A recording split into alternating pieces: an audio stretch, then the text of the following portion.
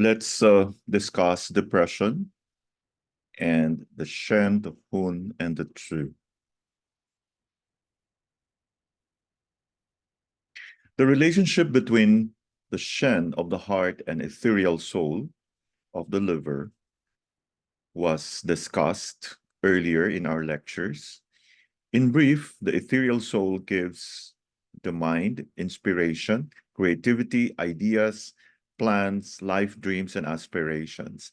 This psychic energy is the result of the coming and going of the ethereal soul, and it is the psychic manifestation of the free flow of liver chi, and in particular of the physiological ascending of liver chi.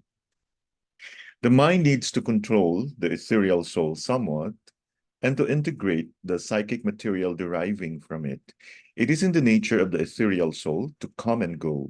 That is, it is always searching and has ideas, inspiration, aims, etc. It will be remembered that the ethereal soul is the kui of our human nature, and it has its own independent existence. The mind needs to integrate the material deriving from the ethereal soul in the general psyche. The ethereal soul is the source of many ideas simultaneously. The mind can deal with only one at a time. Therefore, control and integration are the key words describing the function of the mind in relation to the ethereal soul. So here we can see the normal relationship between the ethereal soul and the mind. The Shen controls and integrates, while the Hun gives movement, ideas, inspiration, intuition, creativity. When the coming and going of the ethereal soul is deficient, there is a lack of inspiration, creativity, ideas, plans, life dreams, and aspirations. This is an important feature of mental depression. It is important to note that the psychic coming and going of the ethereal soul may be deficient, either because itself is deficient or because the mind is over-controlling it. The latter is common in individuals with strong, rigid beliefs, religious in a broad sense, which lead the mind to suppress the psychic ideas coming from the ethereal soul.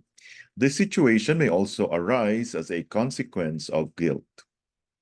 In severe depression, there is a disconnection between the mind and ethereal soul. The ethereal soul lacks its normal movement, and the person lacks creativity, ideas, imagination, and most of all, plans, projects, life, aims, and inspiration so that depression results. In severe depression, again, there is a disconnection between the mind and ethereal soul.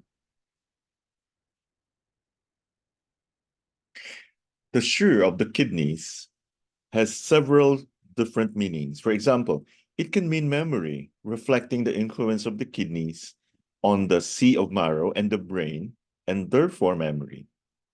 Shi can also mean willpower, and it is in this context that it plays an important role in depression.